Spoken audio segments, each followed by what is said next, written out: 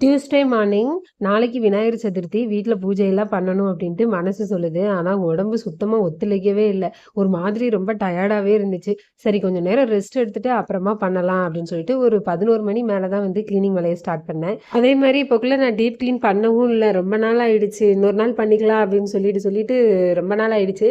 சரி வீட்ல வந்து பூஜையெல்லாம் பண்றோம் அப்படின்னாலே வந்துட்டு கொஞ்சம் கிளீனா எல்லாம் இருந்து பண்ணோம் அப்படின்னா தான் மனசுக்கு வந்து நல்லா இருக்குது. ஸோ அதனால வந்து நான் சரி பேசாம ஃபுல்லாவே கிளீன் பண்ணி விட்டுறலாம் அப்படின்னு சொல்லிட்டு கிச்சனு, ஹாலு, பெட்ரூமு அப்படின்னு சொல்லிட்டு எல்லா இடத்துலயும் வந்து நேத்து ஃபுல்லாவே டோட்டலா நல்லா வந்து கிளீன் பண்ணியாச்சு. இப்போவாது பரவாயில்ல போல.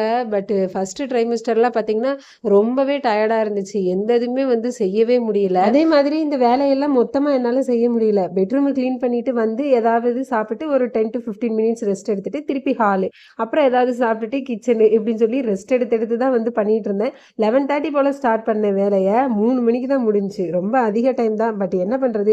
ஒரே இதா பண்ணேன் அப்படின்னா கால் வலி, முதுகு வலின்னு ரொம்ப கஷ்டமாயிடும். ஸோ அதனால நான் இந்த மாதிரி பிரிச்சு நேத்து ஃபுல்லாவே வீடெல்லாம் கிளீன் பண்ணி முடிச்சுட்டேன். ஒரு வாரமாவே பாப்பா விநாயகர் சிலை இந்த தடவை வேணும் வேணும்னு சொல்லி கேட்டுட்டே இருக்காங்க. சரி சின்னதா ஏதாவது வாங்கி தரலான்னு பிளான் பண்ணியிருக்கேன். நாளைக்கு வீடியோல என்ன மாதிரி வாங்கியிருக்கேன்னு சொல்லி ஷேர் பண்றேன். வீடியோ பிடிச்சிருந்தா லைக்